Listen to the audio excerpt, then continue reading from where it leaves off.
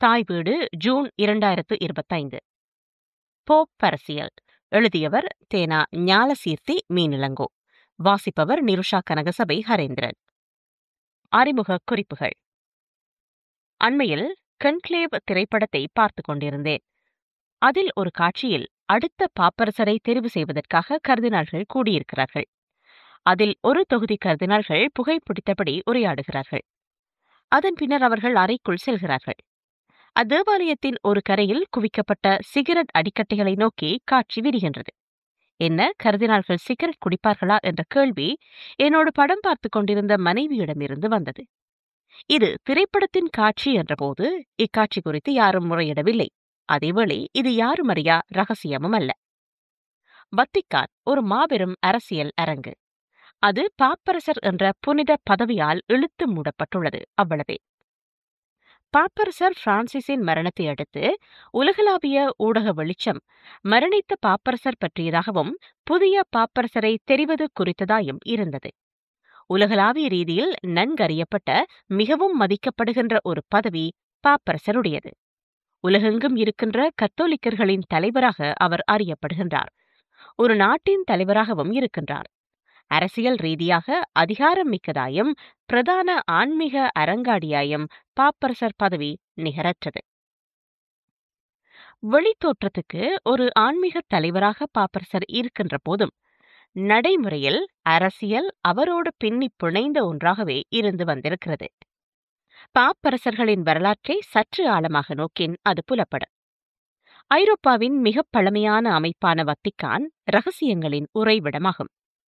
இறையியல் ஆணைகள், அதிகாரப்பூர்வ கடித போக்குவரத்து மற்றும் கணக்கியல் பரிவர்த்தனைகளால் இது நிரம்பியிருந்தாலும் இவை பொது பார்வைக்கு உரியனவல்ல. இதன் மிகப்பெரிய காப்பகங்கள் நீண்ட காலத்துக்கு முந்தைய பாப்பரசர்களின் தனிப்பட்ட வாழ்க்கையை அதிகம் வெளிப்படுத்துவதில்லை. பல பதிவுகள் ஊழல், கொலை, அதிகாரவரி, பெண்களுடனான தொடர்புகள் போன்றவற்றுடன் தொடர்புடையவை. ஒரு காலத்தில் அவதூறாக பேசப்பட்ட அந்த கதைகள் விரைவாக அடக்கப்பட்டன அல்லது மறுக்கப்பட்டன. ஒரு நவீன பழமொழியை சுருக்கமாக கூறினால், வத்திக்கானில் என்ன நடக்கின்றது என்பது வத்திக்கானிலேயே உள்ளது. பாப்பரசர் பதவி என்பது உலகின் மிக பழமையான தொடர்ச்சியாக செயற்படும் நிறுவனத்தின் தலைமை பதவியாகும். உண்மையில் உலக வரலாற்றில் சில நிறுவனங்களில் மட்டுமே இவ்வளவு நீண்ட தொடர்பராத வரலாற்றை கண்டுபிடிக்க முடியும். இந்த உண்மை மட்டுமே பாப்பரசர் குறித்த கவனத்தை ஈர்க்கிறது. இந்த பதவியின் பழமையும் நீண்ட வரலாறும் உலகில் உள்ள மக்களுக்கு ஆர்வத்தை கொடுக்கிறது. இந்த பின்புலத்தில் பாப்பரசரின் வரலாறு என்பது என்ன என்ற வினாவுக்கான பதிலை 4 அடிப்படைகளில் வழங்க முடியும். முதலாவது, ஒரு சிந்தனை போக்கின் வரலாறு. திருச்சபையின் கோட்பாட்டுக்கான ஒரு இறையியலாளரின் வார்த்தை அந்த அலுவலகத்தில் இருந்து பாய்கிறது. அதுவே அடிப்படையான முடிந்த முடிவாக இருக்கிறது. இரண்டாவதாக, இது ஒரு நிறுவனத்தின் வரலாறு. கத்தோலிக்க திருச்சபையில் ஒரு நேரத்தில் ஒரு பாப்பரசர் இருக்கிறார். ஆனால் பாப்பரசர் பதவி என்பது காலத்தை மீறும் ஒரு நிறுவனம். மூன்றாவதாக, இது 267 மனிதர்களின் தொடர் வாழ்க்கை வரலாறு. சிலர் புனிதர்கள், சிலர் துன்மார்க்கர்கள், சிலர் திறமையானவர்கள், சிலர் திறமையற்றவர்கள், சிலர் கற்றறிந்தவர்கள், சிலர் எளிமையானவர்கள், சிலர் தொலைநோக்கு பார்வை கொண்டவர்கள், இன்னும் சிலர் கண்மூடித்தனமானவர்கள். நான்காவதாக, பாப்பரசர்களின் வரலாறு சில வழிகளில் மேற்கத்திய நாகரீகத்தின் வரலாற்றின் கண்ணாடியாகும்.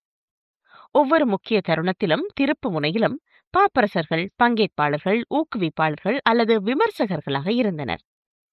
பாப்பரசர்கள் என்ற கண்ணாடியின் வழி மேற்கத்திய நாகரீகத்தை பார்ப்பது ரோமானிய பேரரசின் முடிவு, ஐரோப்பாவின் சுவிசேஷ பிரசாரம், சிலுவை போர்கள், மறுமலர்ச்சி, சீர்திருத்தம், அறிவொளி, தொழில்மயமாக்கல், நகரமயமாக்கல், அறிவியல், வெகுஜன அரசியல் போன்ற நவீன காலத்தின் பெரும் இயக்கங்கள்.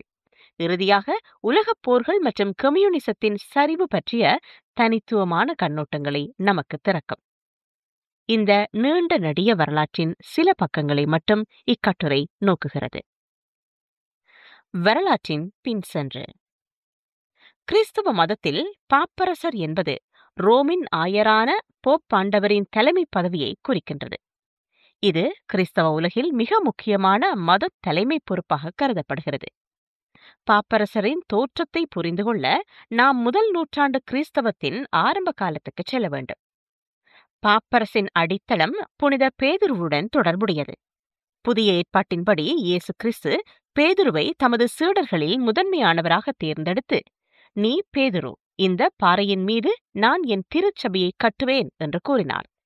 இதனால் பேதுரு கிறிஸ்தவ திருச்சபையின் முதல் தலைவராக கருதப்படுகின்றார். பேதுரு ரோமில் மறைசாட்சியாக உயிர் துறந்ததாக மரபு கூறுகிறது. இதனால் ரோமின் ஆயர் பதவி புனிதமானதாக கருதப்பட்டது. ஆரம்ப காலத்தில் ரோமின் ஆயர்கள் உள்ளூர் திருச்சபையின் தலைவர்களாக மட்டுமே செயற்பட்டனர். ஆனால் ரோம பேரரசின் தலைநகரமான ரோமின் முக்கியத்துவம் மற்றும் பேதுருவின் மரபு காரணமாக ரோமின் ஆயர் பதவி படிப்படியாக உலகளாவிய கிறிஸ்தவ தலைமை பதவியாக உயர்ந்தது. முதல் 3 நூற்றாண்டுகளில் கிறிஸ்தவர்கள் பேரரசின் துன்புறுத்தல்களை எதிர்கொண்டனர். ஆனால் 313 கான்ஸ்டன்டைன் பேரரசர் மிலன் உடன்படிக்கையை வெளியிட்டு கிறிஸ்தவத்தை அங்கீகரித்தார். இது பாப்பரசின் செல்வாக்கு வளர்ச்சியடைய வழிவகுத்தது. 5ஆம் நூற்றாண்டில் பாப்பரசரான முதலாம் லியோ பாப்பரசின் அதிகாரத்தை உறுதிப்படுத்தினார். அவர் பேதுருவின் வாரிசு என்ற கருத்தை வலியுறுத்தி ரோமின் ஆயரை உலகளாவிய திருச்சபையின் தலைவராக நிறுவினார்.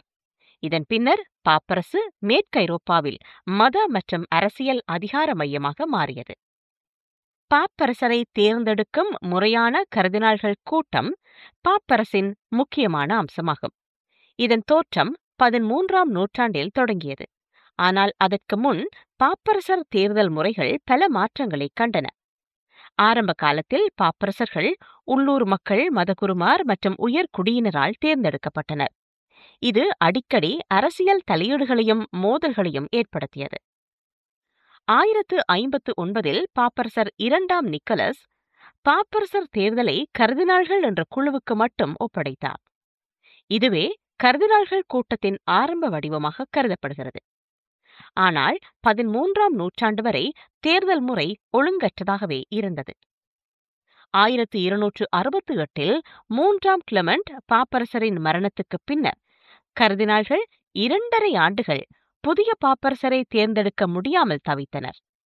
இதனால் விட்டபோ நகர மக்கள் கர்தினால்களை ஓர் அறையில் அடைத்து கன்க்ளேவ் என்ற முறையை அறிமுகப்படுத்தினர். இந்த சம்பவம் முறையான கர்தினால்கள் கூட்டத்தின் தொடக்கமாக கருதப்பட்டது. 1274 பாப்பரசர் 2ஆம் கிரிகோரி கர்தினால்கள் கூட்டத்துக்கு முறையான விதிகளை அறிமுகப்படுத்தினார். இவை ஊபி பெரிக்குளம் என்ற ஆவணத்தில் பதிவு செய்யப்பட்டன. இந்த விதிகளின்படி கர்தினால்கள் வெளி உலகத்துடன் தொடர்பு இல்லாமல் மூடிய அறையில் தங்கி ஒரு பாப்பரசரை தேர்ந்தெடுக்க வேண்டும்.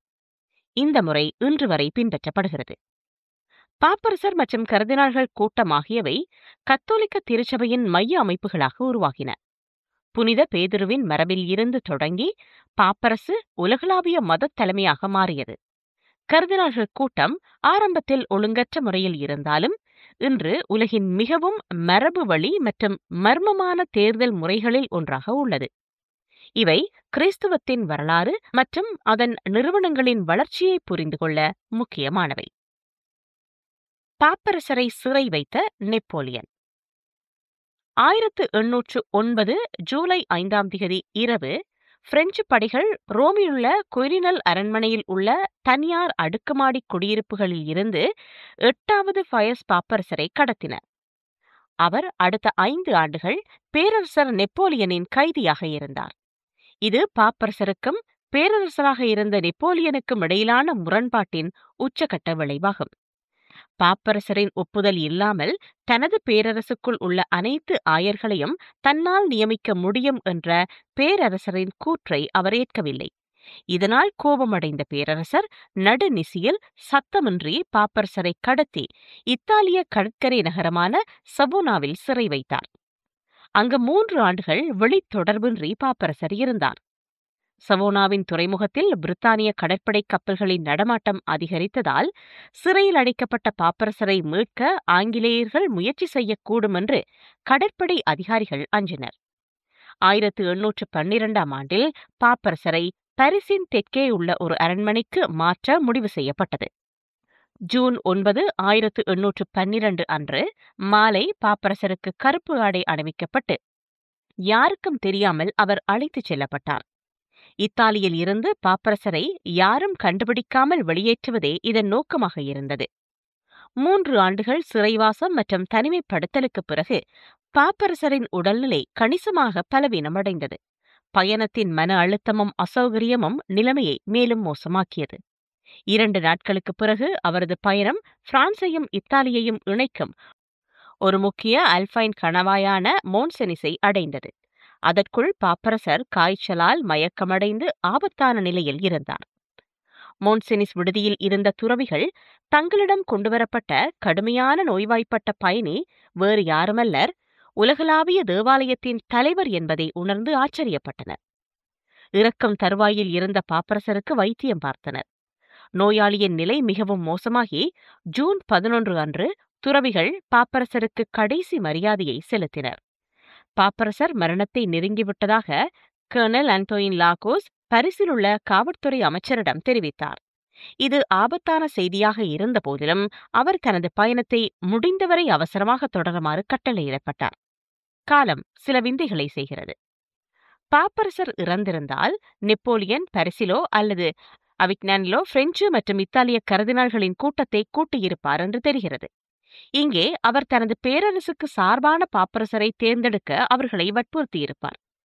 சந்தேகத்துக்கிடமின்றி பிரெஞ்சு செல்வாக்கு மண்டலத்துக்கு வெளியே இருந்த கர்தினால்கள் பிரெஞ்சு எதிர்ப்பு பாப்பரசர் ஒருவரை தேர்ந்தெடுக்க ஒரு எதிர் மாநாட்டை ஏற்பாடு செய்திருப்பார்கள். ஜூன் 1812 கத்தோலிக்க மதம் புதுப்பிக்கப்பட்ட ஒரு பெரிய பிளவின் விளிம்பில் இருந்தது. இது 13ஆம் மற்றும் 15ஆம் நூற்றாண்டுகளில் பல பாப்பரசர்கள் திருச்சபையின் தலைமைக்காக போராடியதை பிரதிபலித்திருக்கும். ஆனால் நிலைமையை காப்பாற்றியவர் பால் த ஷாட் கிளாரன்ஸ் என்ற அறுவை சிகிச்சை நிபுணர். அவர் நோயாளியான பாப்பரசருக்கு சிகிச்சை அளித்து காப்பாற்றினார். பல வார பயணத்துக்கு பிறகு பாப்பரசர் இறுதியாக பாரிஸின் அரண்மனையை அடைந்தார். அங்கு அவர் கிட்டத்தட்ட 2 ஆண்டுகள் தனிமைப்படுத்தப்பட்ட கைதியாக இருந்தார். ஜனவரி 1813 ரஷ்யாவின் மீதான படையெடுப்பு தோல்வியடைந்த நிலையில் நாடு திரும்பிய நெப்போலியன் சிறைப்பிடிக்கப்பட்ட பாப்பரசரை சந்தித்தார். தனது ஆட்சியின் நியாயத்தன்மையை குறைமதிப்புக்கு உட்படுத்தும் தேவாலயத்துக்கும் அரசுக்கும் இடையிலான நெருக்கடியை தீர்க்க ஆர்வமாக இருந்தார். பாப்பரசர் நெப்போலியனின் கோரிக்கைகளை ஏற்றுக்கொண்டு உடன்படிக்கையில் கையெழுத்திட்டார். பிரெஞ்சு பேரரசின் வீழ்ச்சியும் நெப்போலியன் எல்பாவுக்கு நாடு கடத்தப்பட்டமையும் பாப்பரசர் 1814 மே 27 அன்று ரோமுக்கு திரும்ப அனுமதித்தது. நெப்போலியனை எதிர்த்ததன் மூலம் பாப்பரசர் தேவாலயத்தை பிரான்சின் ஒரு அடிமை நிறுவனமாக மாறுவதில் இருந்து காப்பாற்றினார். இருப்பினும் அவரது சிறைப்பிடிப்பு அவரை ஆழமாக பாதித்தது. பிரெஞ்சு புரட்சியின் பிளவுகளை குணப்படுத்த 1801 நெப்போலியனுடன் ஓர் ஒப்பந்தத்தில் கையெழுத்திட்ட அன்பான மற்றும் திறந்த மனதுடைய பாப்பரசராக அவர் இருக்கவில்லை. அவர் எதிர்கொண்ட அனைத்து துன்பங்களுக்கும் தனிமைப்படுத்தலுக்கும் பிறகு அவர் நவீன அரசுடன் உடன்பட விரும்பவில்லை. மேலும் அரசுகளை சீர்திருத்துவதில் மிகவும் தயக்கத்துடன் இருந்தார். பாப்பரசரின் கடத்தல், சிறைவாசம் மற்றும் மரணத்தின் அருகாமை ஆகியன 19ஆம் நூற்றாண்டு மற்றும் அதற்கு அப்பால் ஒரு நீண்ட நிழலை உருவாக்கியது. அடுத்த 50 ஆண்டுகளுக்கு பாப்பரசர் அரசுகளின் மீது வத்திக்கானின் கட்டுப்பாட்டை தக்க வைத்துக் கொள்ள போரில் ஈடுபட நேர்ந்தது. அவை நேரடி ஆயுத மோதல்களாக இல்லாத போதும் அவை பிரபலமான ராஜதந்திர யுத்தங்களாக இருந்தன. அவற்றில் என்றுமே வெற்றி காண பாப்பரசர்களால் இயலவில்லை. நவீனமயமாக்கும் அரசுகளின் செல்வாக்கை திருச்சபை எதிர்த்ததோடு அதன் அதிகாரத்தில் எந்த குறைப்பையும் ஏற்க மறுத்தது. பண்டைய ஆட்சியின் சிறப்பியல்புகளாக இருந்த அரியணை மற்றும் பலிபீடத்தின் சம கூட்டணி என்றென்றைக்குமாய் இல்லாமல் போய்விட்டது என்பதை அது உணர்த்தியது. பாசிசத்தோடு கைகோர்த்தல். இத்தாலி ஒரே தேசமாக ஒருங்கிணைக்கப்பட முன்னர் பாப்பரசர் ரோம் முதல் போலோக்னா வரை பரவியிருந்த மத்திய இத்தாலியன் மாநிலங்களை ஆட்சி செய்தார். இந்த நிலங்கள் வெறும் குறியீட்டு அல்லது ஆன்மீக பிரதேசங்கள் மட்டுமல்ல, அவை உண்மையான நிர்வகிக்கக்கூடிய பகுதிகள். பாப்பரசரின் இராணுவத்தால் செயற்படுத்தப்பட்டு அவரது அதிகாரத்தின் கீழ் வரி விதிக்கப்பட்டன. 8ஆம் நூற்றாண்டின் முற்பகுதியில் இருந்தே இந்த மாநிலங்கள் கத்தோலிக்க திருச்சபையின் தற்காலிக அதிகாரத்தின் மையமாக செயற்பட்டன. பாப்பரசர் ஓர் ஆன்மீக தலைவராக இருப்பதை விட அதிகமாக இருந்தார். இன்னும் சரியாக சொல்வதானால் அவர் ஒவ்வொரு அர்த்தத்திலும் ஒரு மன்னராக இருந்தார். இத்தாலிய தேசியவாதத்தின் எழுச்சி மற்றும் ஒருங்கிணைப்புக்கான உந்துதல் 1800களின் நடுப்பகுதியில் இத்தாலிய தீபகற்பத்தின் பல்வேறு ராச்சியங்கள் மற்றும் டச்சுகளை ஒரு ஒருங்கிணைந்த தேசமாக ஒருங்கிணைக்க தொடர்ச்சியான இராணுவ மற்றும் அரசியல் சூழ்ச்சிகளை தொடங்கியது. இது 1870ஆம் ஆண்டில் இத்தாலிய இராணுவத்தால் ரோம் கைப்பற்றப்பட்டதில் உச்சத்தை அடைந்தது. இது பாப்பரசரின் ஆட்சிக்குட்பட்ட மாநிலங்களின் முடிவை குறிக்கிறது. புதிய இத்தாலிய அரசின் சட்டபூர்வமான தன்மையை அங்கீகரிக்க மறுத்து சீற்றமடைந்த பாப்பரசர் தன்னை வத்திக்கானின் ஒரு கைதி என்று அறிவித்தார். அவரும் அவரது பதவிக்கு பின்னர் வந்தவர்களும் அப்படியே இருந்தார்கள். வத்திக்கானின் சுவர்களுக்கு வெளியே காலடி எடுத்து வைக்கவோ அல்லது இத்தாலிய அரசாங்கத்தை அங்கீகரிக்கவோ மறுத்தார்கள். ரோமானிய கேள்வி என்று அடிக்கடி குறிப்பிடப்படும் இந்த முட்டுக்கட்டை இத்தாலிய ஆட்சியின் ஒரு தொடர்ச்சியான முள்ளாக மாறியது. கத்தோலிக்க திருச்சபை விசுவாசிகளை தேர்தல்களை புறக்கணிக்கவும் மத சார்பற்ற இத்தாலிய அரசில் குடிமக்கள் பங்கேற்பை புறக்கணிக்கவும் அறிவுறுத்தியது. அதே நேரத்தில் வத்திக்கான் ஒரு நாடற்ற அமைப்பாக செயற்பட்டது. இத்தாலியின் தலைநகரம் இப்போது ரோம். ஆனால் அது ஒரு அமைதியான, கொதித்துக் கொண்டிருந்த மத அரசியல் போரால் பிணை கைதியாக வைக்கப்பட்ட ஒரு தலைநகரம். இத்தாலியின் உள் ஒற்றுமை உடையக்கூடியதாக இருந்தது. மேலும் பக்தியுள்ள கத்தோலிக்கர்களுக்கும் மத சார்பற்ற தேசியவாதிகளுக்கும் இடையிலான சித்தாந்த பதற்றம் நாட்டை உள்ளிருந்து துண்டு துண்டாக அச்சுறுத்தியது. இந்த நிலையற்ற காட்சியில்தான் பெனிட்டோ முசோலினி நுழைந்தார். 1920களின் பிற்பகுதியில் முசோலினி பாசிச ஆட்சியின் கீழ் தன்னை ஒரு சர்வாதிகாரியாக நிலைநிறுத்திக் கொண்டார். அதிகாரத்தை பலப்படுத்தவும் தனது ஆட்சியை நியாயப்படுத்தவும் முயன்றார். இத்தாலியை ஒருங்கிணைத்து திருச்சபையை தனது செல்வாக்கின் கீழ் கொண்டு வருவதற்கு அவசியமான அரசியல் சூழ்ச்சியாக அவர் ரோமானிய கேள்வியை தீர்ப்பதனை கண்டார். வளர்ந்து வரும் மதசார்பின்மை மற்றும் உலகளாவிய உறுதியற்ற தன்மையை எதிர்கொண்ட வத்திக்கான் இதை ஒரு வாய்ப்பாக கண்டது. முசோலினியுடன் ஓர் உடன்படிக்கை செய்தது. இது லேட்டரன் ஒப்பந்தம் எனப்படுகிறது. இது 3 பகுதிகளை கொண்டிருந்தது. வத்திக்கான் நகரத்தை ஒரு சுதந்திர இறையாண்மை கொண்ட நாடாக அங்கீகரிக்கும் ஓர் அரசியல் ஒப்பந்தம், இத்தாலிக்குள் திருச்சபையின் நிலையை ஒழுங்குபடுத்தும் ஓர் ஒப்பந்தம், பாப்பரசர் அரசுகளின் இழப்புக்கு திருச்சபைக்கு ஈடு செய்யும் ஒரு நிதி மாநாடு. முசோலினியை பொறுத்தவரை இது ஒரு பிரசார சதி. அவர் பாசிச இத்தாலியை திருச்சபையுடன் சமரசம் செய்து கத்தோலிக்க இத்தாலியர்களை வென்றெடுத்து பாரம்பரிய மதிப்புகளை மீட்டெடுப்பவராக தன்னை காட்டிக்கொண்டார். வத்திக்கானுக்கு அது உயிர் வாழ்வையும் அங்கீகாரத்தையும் குறிக்கிறது. வெறும் 44 ஹெக்டேயர் பரப்பளவில் வத்திக்கான் உலகின் மிகச்சிறிய சுதந்திர நாடாக மாறியது. ஆனால் உலகளாவிய ஆன்மீக அதிகாரம் கொண்ட ஒன்றாகவும் இது இருந்தது. இந்த ஒப்பந்தம் பாப்பரசரை ஒரு தற்காலிக இறையாண்மையாக மீண்டும் நிலைநிறுத்தியது.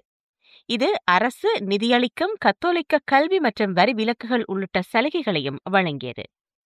எப்போதும் சந்தர்ப்பவாதியாக இருந்த முசோலினி வத்திக்கான் தனது ஆட்சியை குறைந்தபட்சம் மறைமுகமாக அங்கீகரிக்கும் என்பதை உறுதி செய்தார். இதன் மூலம் மக்கள் ஆதரவை பெற்றார். முசோலினியின் பிற்கால மிருகத்தனங்கள், அவரது யூத எதிர்ப்பு சட்டங்கள் மற்றும் நாசி ஜெர்மனியுடனான கூட்டணி உட்பட்ட அனைத்திலும் வத்திக்கான் பெரும்பாலும் அமைதியாக இருந்தது. மதத்துக்கும் சர்வாதிகாரத்துக்கும் இடையிலான கோடுகளை இது மங்கலாக்கியது. மக்கள் கொல்லப்பட்ட போதும் கூட மனித உரிமைகளை விட தனது நிறுவன உயிர் வாழ்வை பாப்பரசர் முன்னுரிமைப்படுத்தினார். அதேவேளை கம்யூனிச அபாயத்தை விட பாசிசம் குறைந்த தீங்குடையது என்றும் கத்தோலிக்க நலன்களை பாசிசம் பேண வல்லது என்றும் பாப்பரசர் நம்பினார். ஏனெனில் ரஷ்ய புரட்சி ஏற்பட்டது முதல் கம்யூனிசத்தை கடுமையாக வத்திக்கான் எதிர்த்து வந்தது. இங்கு ஒரு சிறிய கதையை சொல்லியாக வேண்டும். 1922ஆம் ஆண்டில் புதிதாக நியமிக்கப்பட்ட கர்தினால் ஆச்சில்ராட்டி மறைந்த பாப்பரசர் 15வது பெனடிக்டுக்கு பிறகு எதிர்பாராத தேர்வாக இருந்தார். அவர் 11ஆம் பயஸ் என்ற பெயரை வைத்துக் கொண்டார். அதே ஆண்டின் பிற்பகுதியில் பரவலான வன்முறைக்கு மத்தியில் 39 வயதான பாசிச தலைவரான பெனிட்டோ முசோலினி இத்தாலியன் பிரதமரானார். அப்போதிருந்து இருவரும் ஒருவரையொருவர் சார்ந்திருக்க வேண்டியிருந்தது. சர்வாதிகாரி தனது ஆட்சிக்கு கத்தோலிக்க ஆதரவை உறுதி செய்ய பாப்பரசரை நம்பியிருந்தார். இது மிகவும் தேவையான தார்மீக சட்டபூர்வத்தை வழங்கியது. இத்தாலியில் திருச்சபையின் அதிகாரத்தை மீட்டெடுக்க முசோலினி உதவுவார் என்று பாப்பரசர் நம்பினார். ஆனால் நடந்ததோ வேறு. முசோலினி தன்னை ஒரு கடவுள் என்று நினைத்ததாக தோன்றியது. மேலும் ஜெர்மனியில் திருச்சபையை குறை மதிப்புக்கு உட்படுத்தியதாகவும் தனக்கான ஒரு சொந்த மதத்தை உருவாக்க முனைவதற்காகவும் பாப்பரசர் வெறுத்த ஒரு மனிதரான ஹிட்லரை அவர் தழுவினார். முந்தைய வசந்த காலத்தில் ரோம் கண்ட வேதனையான காட்சி அவரை பின்தொடர்ந்தது. ஹிட்லர் வரலாற்று சிறப்புமிக்க ரோம் வீதிகளில் வெற்றிகரமான ஊர்வலத்தில் கடந்து சென்றபோது சிவப்பு மற்றும் கருப்பு நாஜி கொடிகள் அந்நகரத்தை மூடியிருந்தன. ஹிட்லரின் வருகைக்கு 2 மாதங்களுக்கு பிறகு இத்தாலியர்கள் ஒரு தூய்மையான உயர்ந்த இனம் என்று முசோலினி அறிவித்து உலகை அதிர்ச்சிக்குள்ளாக்கினார். இயேசுவின் காலத்துக்கு முன்பே யூதர்கள் ரோமில் வாழ்ந்திருந்தாலும் இப்போது அவர்கள் அதிகாரப்பூர்வமாக ஒரு தீய வெளிநாட்டு மக்களாக கருதப்பட்டனர். பாப்பரசர் திகிலடைந்தார். இத்தாலியின் தலைவர் முசோலினி ஹிட்லரை பின்பற்ற ஏன் இவ்வளவு ஆர்வமாக உள்ளார் என்று அவர் பொதுக்கூட்டத்தில் கேட்டார். இந்த கேள்வி முசோலினியை கோபப்படுத்தியது. ஹிட்லரின் கைப்பாவை என்று அழைக்கப்படுவதைத் தவிர வேறு எதுவும் அவரை வருத்தப்படுத்தவில்லை. பாப்பரசரின் உள்வட்டத்தைச் சேர்ந்தவர்கள் சேதத்தை சரிசெய்ய விரைந்தனர். அவர்கள் ஜனநாயக ஆட்சியை விட சர்வாதிகார ஆட்சிகளுடன் மிகவும் வசதியாக இருந்தனர். மேலும் முசோலினி திருச்சபைக்கு வழங்கிய பல சலுகைகளை இழக்க நேரிடும் என்று அச்சமுற்றனர். பாப்பரசர் வயதான காலத்தில் பொறுப்பற்றவராக நடந்து கொள்கின்றார்கள் என்று அவர்கள் நினைத்தனர். அவர் ஏற்கனவே ஜெர்மனியில் நாசி தலைவர்களை அந்நியப்படுத்தியிருந்தார். இப்போது முசோலினியின் பாசிச ஆட்சியுடனான வத்திக்கானின் உறவுகளை அவர் ஆபத்தில் ஆழ்த்துகின்றார் என்று அவர்கள் கவலைப்பட்டனர். பாப்பரசரின் இப்பேச்சால் முசோலினி கோபமடைந்தார். இத்தாலியர்கள் இன்னும் திருப்பலிக்குச் சென்றால் அது நான் சொன்னதால் மட்டுமே. நான் இல்லையென்றால் மத குருமார்களுக்கு எதிரானவர்கள் இத்தாலியின் தெருக்களில் காட்டு மிராண்டித்தனமாக ஓடி தேவாலயங்களை சூறையாடி களிவண்ணியை திணித்திருப்பார்கள். ஒவ்வொரு வகுப்பறையிலும் நீதிமன்ற அறையிலும் அதன் சுவர்களில் சிலுவை இருந்தால், இத்தாலியின் அனைத்து பொது பள்ளிகளிலும் பாதிரியார்கள் மதத்தை கற்பித்திருந்தால் அது முசோலினியாகிய நான் உத்தரவிட்டதால் தான் என்று சொன்னார். பாப்பரசர் அனைத்து ஆயர்களையும் சந்தித்து ஒரு செய்தியை சொல்ல விரும்பினார். பாசிச உளவாளிகள் தேவாலய அரங்குகள் உட்பட எல்லா இடங்களிலும் இருப்பதாக ஆயர்களுக்கு எச்சரிப்பதற்கு ஒரு கூட்டத்தை கூட்டச் சொன்னார். முசோலினி நாசி இனவரியை தழுவியதை கண்டிக்க இதுவே அவருக்கு கடைசி வாய்ப்பாக இருக்குமென்று அவர் அறிந்திருக்கவில்லை. இந்நிலையில் அவர் சுகவீனமுற்றார். வத்திக்கானில் பாப்பரசருக்கு அடுத்த நிலையில் இருந்த கர்தினால் யூஜெனியோ பசிலி குறித்த கூட்டத்தை ஒத்திவைக்குமாறு அவரிடம் கெஞ்சினார். பாப்பரசர் அதை கேட்கவில்லை. மேலும் அவர் நல்ல ஆரோக்கியத்துடன் இருப்பதாக வத்திக்கான் தினசரி செய்தி வெளியிட்டது. கூட்டத்துக்கு இடையில் எதுவும் நிகழ்ந்து விடலாம் என்று கவலைப்பட்டு ஒவ்வொரு ஆயருக்கும் தனது உரையின் எழுத்து நகலை உருவாக்குமாறு வத்திக்கான் அச்சக அலுவலகத்துக்கு பிப்ரவரி 8 ஆணையிட்டார். அடுத்த நாள் இரவு அவரது உடல்நிலை மோசமடைந்தது. பிப்ரவரி 10 அதிகாலையில் அவர் மரணமடைந்தார். மரணச் செய்தியை முசோலினி நிம்மதியின் முணுமுணுப்புடன் வரவேற்றார். பச்சை கண்களைக் கொண்ட தனது இளம் கிழத்தியான கிளாரா பெட்டாசியுடனான தனது அடுத்த திருமணத்தில் பாப்பரசர் தலையிடக்கூடாது என்று முசோலினி ஆவலுடன் இருந்தார். ஆனால் ஒரு கடைசி கவலை மட்டுமே இருந்தது. பல ஆண்டுகளாக அவர் வத்திக்கானில் ஒரு விரிவான உளவாளிகளின் வலையமைப்பை உருவாக்கி அவர்களின் அறிக்கைகளை ஆர்வத்துடன் படித்தார். சமீபத்திய நாட்களில் முசோலினியின் யூத எதிர்ப்பு பிரசாரத்தையும் ஹிட்லருடன் அவர் தொடர்ந்து இறுக்கிக் கொண்டிருக்கும் உறவுகளையும் கண்டித்து பாப்பரசர் ஓர் எரிச்சலூட்டும் ஆண்டு விழா உரையை நிகழ்த்த திட்டமிட்டுள்ளதாக அவர்கள் அவரை எச்சரித்திருந்தனர். இந்த உரை இப்போது வெளிவந்தால் அது இன்னும் சேதத்தை ஏற்படுத்தக்கூடும் என்று அவர் கவலைப்பட்டார். அவ்வுரை கல்லறையில் இருந்து பாப்பரசரின் ஒரு தீர்க்க தரிசன வேண்டுகோளாக கொள்ளப்படும் என்று அஞ்சினார். உதவி செய்யக்கூடிய நிலையில் ஒருவர் இருப்பதாக முசோலினி நினைத்தார். கர்தினால் பசிலியை தொடர்பு கொண்டார். அவர் இப்போது சேம்பலைன் என்ற பாத்திரத்தில் பாப்பரசர் விட்டுச் சென்ற அனைத்தையும் கவனித்துக் கொண்டார். அவரது மேசையில் குவிந்து கிடந்த கையால் எழுதப்பட்ட பக்கங்கள் மற்றும் ஆயர்களுக்கு விநியோகிக்க தயாராக இருந்த புதிதாக அச்சிடப்பட்ட சிறு புத்தகங்களின் அடுக்குகள் உட்பட ஆண்டு விழா உரையின் அனைத்து நகல்களையும் அளிக்க விரும்பினார். பசிலி தனக்கு உதவுவார் என்று அவர் நினைக்க காரணம் இருந்தது. தலைமுறையாக பாப்பரசர்களுடன் நெருங்கிய தொடர்புடைய ஒரு முக்கிய ரோமானிய குடும்பத்தைச் சேர்ந்த பசிலி கடந்த சில மாதங்களாக பாப்பரசர் முசோலினியை விரோதிப்பார் என்ற பயத்தில் வாழ்ந்து வந்தார். திருச்சபை அதிகமாக ஆபத்தில் இருப்பதாக அவர் நினைத்தார்.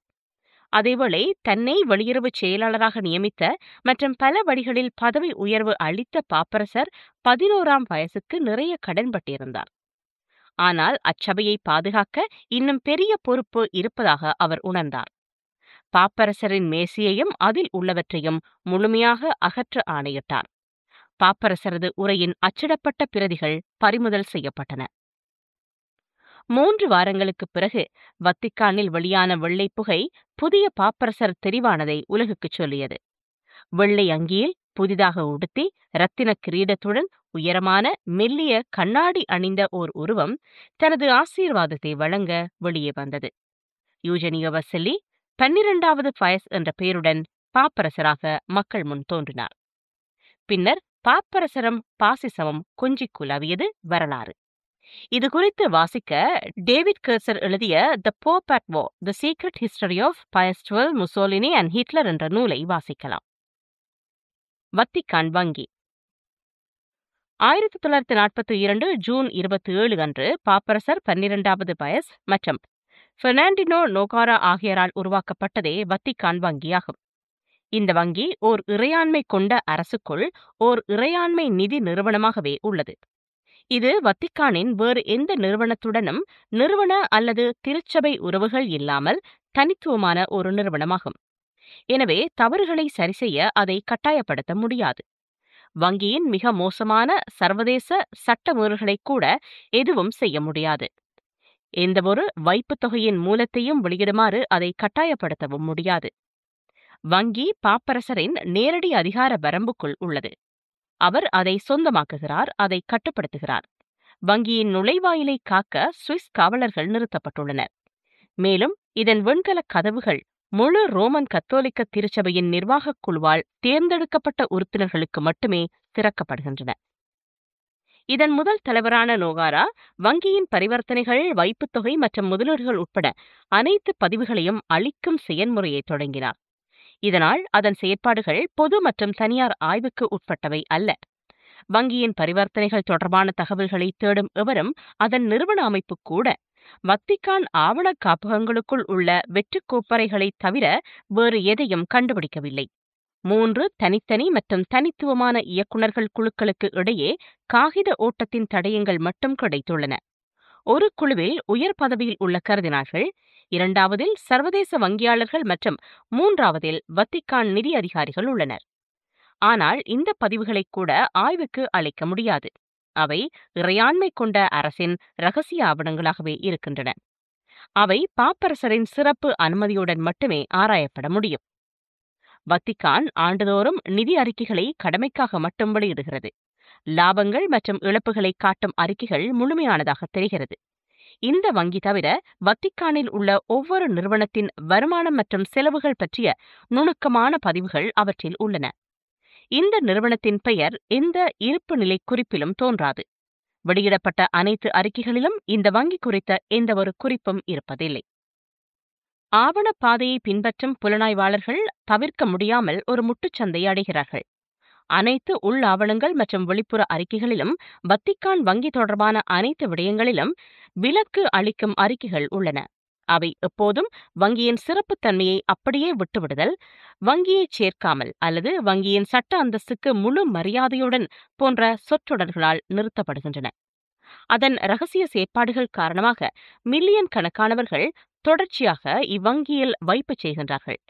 கண்டறியும் சாத்தியம் இல்லாமை வைப்பாளர்களுக்கு மிகப்பெரிய கவர்ச்சியாக உள்ளது.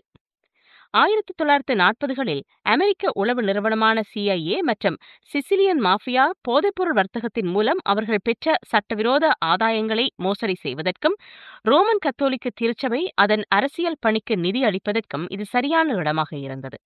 மேலும் ஐரோப்பிய ஒன்றியத்தின் பண மோசடி எதிர்ப்பு குழு அறிக்கைகளின்படி பாப்பரசர் பிரான்சிஸின் கீழ் இது உலகின் முன்னணி பண மோசடி நிறுவனங்களில் ஒன்றாக உள்ளது. 1947ஆம் ஆண்டில் பாப்பரசர் தனது வங்கி வழியாக கருப்பு பணப்புழக்கத்தை அனுமதிக்க மிகவும் தயாராக இருந்தார். ட்ரூமன் நிர்வாகம் ஏற்கனவே பொருளாதார நிவாரணம் மற்றும் அரசியல் கொடுப்பனவுகளுக்காக வத்திக்கானுக்கு $350 மில்லியன் அதிகமான தொகையை வழங்கியிருந்தது. முசோலினியின் ஆட்சியில் கலைக்கப்பட்ட கிறிஸ்தவ ஜனநாயக கட்சியை மீண்டும் செயற்படுத்தவும் இத்தாலி முழுவதும் 20,000 செல்களை நிறுவவும் பாப்பரசர் இந்த நிதியை பயன்படுத்தினார். கம்யூனிஸ்டுகளுக்கு எதிராக பிரசாரத்தை உருவாக்கும் ஓர் அமைப்பான கத்தோலிக்க நடவடிக்கையை உருவாக்க ட்ரூமனின் உதவித்தொகையில் இருந்து கூடுதலாக 30 மில்லியன் அமெரிக்க டாலரை பரிசுத்த பாப்பரசர் பெற்றார்.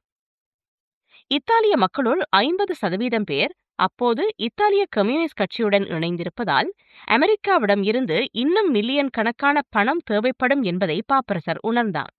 அமெரிக்க உளவுத்துறை முகவர்களுக்கு அவர் புதியவர் அல்ல. போரின் முடிவில் பாப்பரசர் அவரது வெளியுறவுத்துறை துணை செயலாளரான மான்சிக்டர் ஜியோவானி பாட்டிஸ்டா மோண்டினியுடன் சேர்ந்து அமெரிக்க புலனாய்வு துறையினருடன் இணைந்து நாஜிக்கள் ஐரோப்பாவிலிருந்து தப்பிக்க உதவும் பாதைகளை உருவாக்கினார். இதனை கம்யூனிச அச்சுறுத்தலை நிவர்த்தி செய்வதற்கான ஓர் அத்தியாவசிய வழிமுறையாக அவர் கருதினார். இத்தாலி முழுவதும் யூதர்களின் அழிப்பு பிரிவை வழிநடத்திய வால்டராஃப் உட்பட்ட பல முக்கிய நாஜிக்கள் வத்திக்கான் நகரத்துக்குள் தஞ்சமடைந்து சிவப்பு அச்சுறுத்தலுக்கு எதிரான போராட்டத்தில் சேர தயாராக இருந்தனர். 1945ஆம் ஆண்டில் பாப்பரசர் அமெரிக்காவுடன் இணைந்து கம்யூனிஸ்டுகளுக்கு எதிரான ஒரு புனித போரை ஆரம்பிப்பது பற்றி பேசினார். புனித மற்றும் நித்திய நகரமான ரோமை கம்யூனிசத்தின் தெய்வீகமற்ற சக்திகள் கட்டுப்பாட்டில் எடுப்பதை தடுக்க தனது அதிகாரத்துக்குட்பட்ட அனைத்தையும் செய்ய அவர் உறுதியாக இருப்பதாக அமெரிக்காவுக்கு தெரிவித்தார். இந்நிலையில் 2ஆம் உலகப் போருக்கு பின்னரான இத்தாலிய தேர்தல்களில் கம்யூனிஸ்டுகள் வெற்றி பெறக்கூடாது என்பதில் பாப்பரசர் உறுதியாக இருந்தார். பாப்பரசரின் அதிகாரத்தின் பேரில் செயற்பட்டு கம்யூனிஸ்ட் வேட்பாளர்களை அடித்து துன்புறுத்தல், இடதுசாரி அரசியல் கூட்டங்களை அடித்து நொறுக்குதல் மற்றும் வாக்காளர்களை மிரட்டுதல் போன்ற பணிகளில் ஈடுபட்ட ஒரு பயங்கரவாத கும்பலை உருவாக்கினார்.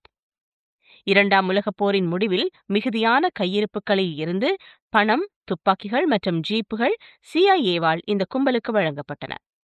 தேர்தல் நாளில் அவர்கள் வாக்குப்பெட்டிகளை அடைத்து வாக்காளர்களுக்கு பெருந்தொகையான பணத்தை, வத்திக்கான் வங்கியின் வெள்ளையாக்கப்பட்ட போதைப்பொருள் பணத்தை பரிசுகளாக கொடுத்தனர். கம்யூனிஸ்டுகளை தோற்கடிக்க தன்னால் இயன்ற அனைத்தையும் அவர் செய்தார். கிறிஸ்தவ ஜனநாயக கட்சியினர் வெற்றிகரமாக ஆட்சிக்கு வந்தனர். CIA-யின் இயக்குநரான வில்லியம் கோல்பி தனது நினைவு குறிப்பில் இவ்வாறு எழுதுகின்றார்: பாப்பரசரின் உதவியுடன் CIA-யின் நாசவேலை இல்லாமல் இருந்திருந்தால் கம்யூனிஸ்டுகள் 60% வாக்குகளை பெற்றிருப்பார்கள். இது குறித்து விரிவாக வாசிக்க விரும்புவோர் பால் எல். வில்லியம்ஸ் எழுதிய operation Claudio, the unholy alliance between the Vatican, the CIA and the mafia என்ற நூலை வாசிக்கலாம். 1949ஆம் ஆண்டில் பாப்பரசர் கம்யூனிஸ்ட் கட்சியில் சேர்ந்த அல்லது ஆதரித்த புனித தாய் திருச்சபையின் உறுப்பினர்களை மட்டுமல்லாது கம்யூனிஸ்ட் சித்தாந்தத்தை நிலைநிறுத்தும் எந்தவொரு அச்சிடப்பட்ட ஆவணத்தையும் படித்த, வெளியிட்ட அல்லது பரப்பிய அனைத்து கத்தோலிக்கர்களையும் வெளியேற்றும் ஒரு புனிதமான ஆணையை வெளியிட்டார். கெடுபிடி போரின் போதும் கம்யூனிசத்துக்கு எதிரான போராட்டத்தில் பாப்பரசர்கள் நடுநாயகமாக பங்காற்றியுள்ளனர். பாப்பரசர் பிரான்சிசும் விடுதலை இறையியலும். 2013ஆம் ஆண்டில் ஜோர்ஜ் மரியோ பெர்கோக்லியோ வரலாற்றில் முதல் லத்தீன் அமெரிக்க பாப்பரசராக தேர்ந்தெடுக்கப்பட்டார். லத்தீன் அமெரிக்கா நீண்டகாலமாக உலகளாவிய கத்தோலிக்க மதத்தின் மையமாக இருந்தது. கடந்த தசாப்தங்களில் கத்தோலிக்க திருச்சபை ஒவ்வொரு லத்தீன் அமெரிக்க நாட்டிலும் கவர்ச்சிகரமான புரொட்டஸ்தாந்து இயக்கங்களால் அதன் உறுப்பினர்களுக்குள் கணிசமான சதவீதத்தை இழந்திருந்தாலும் லத்தீன் அமெரிக்கா இன்னும் உலகின் பிரதான கத்தோலிக்க பிராந்தியமாகவே உள்ளது. மக்கள் தொகை மாற்றங்கள் மற்றும் அதிக எண்ணிக்கையிலான ஐரோப்பியர்கள் மற்றும் வட அமெரிக்கர்கள் கத்தோலிக்கர்களாக வளர்க்கப்பட்டு பின்னர் தேவாலயத்துடன் தீவிரமான தொடர்பில்லாததால் கத்தோலிக்கத்தின் ஈர்ப்பு மையம் இன்னும் லத்தீன் அமெரிக்காவுக்கும் 3ஆம் உலகம் என்று அழைக்கப்படும் மற்ற பகுதிகளுக்கும் மாறிவிட்டது. உலகின் மிகப்பெரிய மத அமைப்பு முதன்முறையாக உலகளாவிய தெற்கின் பிரதிநிதியால் ஆர்ஜென்டினா பாப்பரசரால் நிர்வகிக்கப்பட்டது.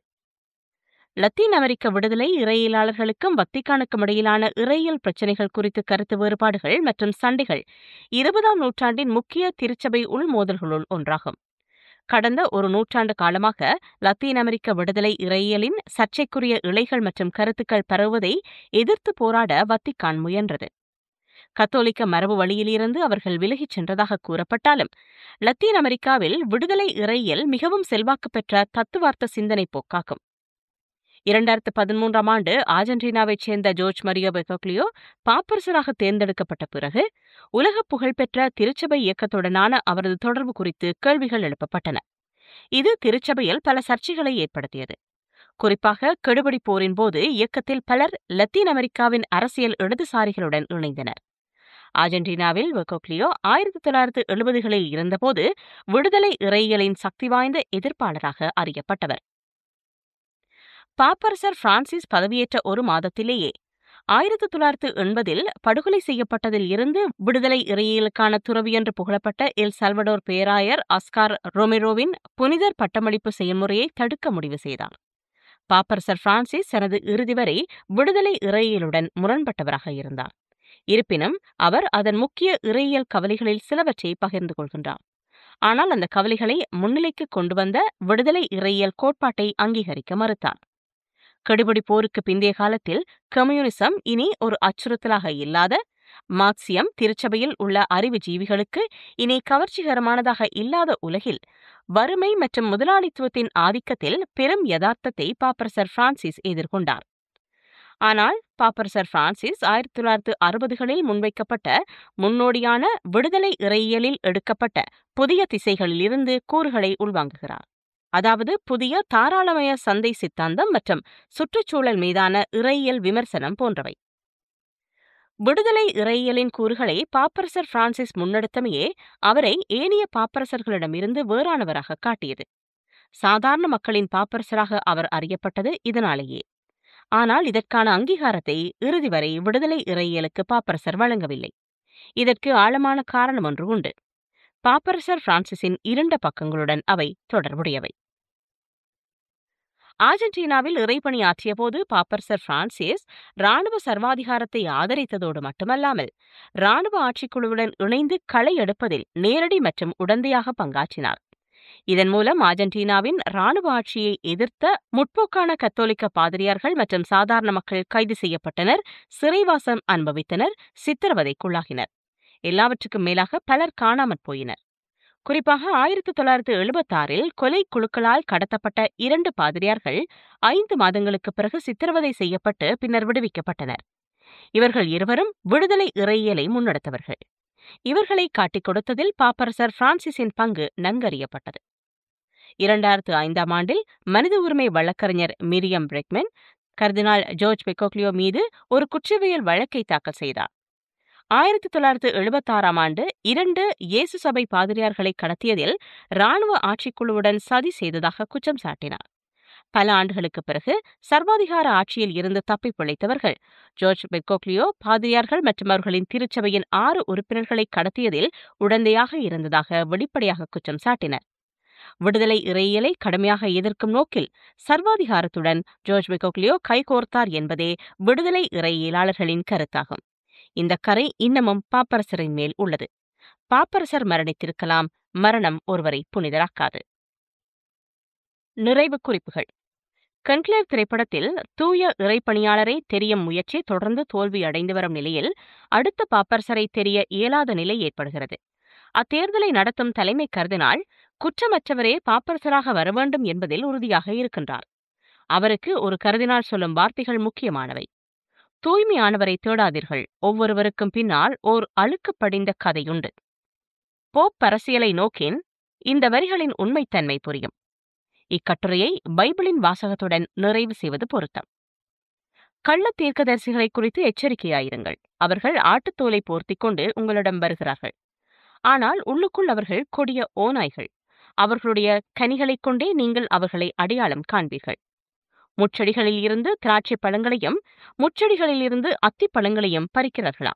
அதேபோல நல்ல மரமெல்லாம் நல்ல கனிகளை தருகின்றன, கெட்ட மரமோ கெட்ட கனிகளை தருகிறது. நல்ல மரம் கெட்ட கனிகளை தர முடியாது, கெட்ட மரம் நல்ல கனிகளை தர முடியாது. நல்ல கனிகளை தராத ஒவ்வொரு மரமும் வெட்டப்பட்டு நெருப்பில் போடப்படுகிறது. ஆகவே அவர்களுடைய கனிகளைக் கொண்டே நீங்கள் அவர்களை அடையாளம் காண்பீர்கள். ஆண்டவரே ஆண்டவரே என்று என்னிடம் சொல்பவர் அனைவரும் பரலோக ராஜ்யத்தில் பிரவேசிப்பதில்லை. பரலோகத்தில் இருக்கின்ற என் பிதாவின் சித்தத்தை செய்கின்றவரே பிரவேசிப்பார்கள். அந்நாளில் பலர் என்னிடம், ஆண்டவரே ஆண்டவரே, நாங்கள் உம்முடைய நாமத்தினாலே தீர்க்க தரிசனம் உரைக்கவில்லையா? உம்முடைய நாமத்தினாலே பிசாசுகளை துரத்தி அநேக அற்புதங்களை செய்தோம் அல்லவா என்று சொல்வார்கள். அப்போது நான் அவர்களிடம், நான் ஒரு காலம் உங்களை அறியவில்லை, அக்கிரமக்காரர்களே என்னை விட்டு அகன்று போங்கள் என்று வெளிப்படையாக சொல்வேன்.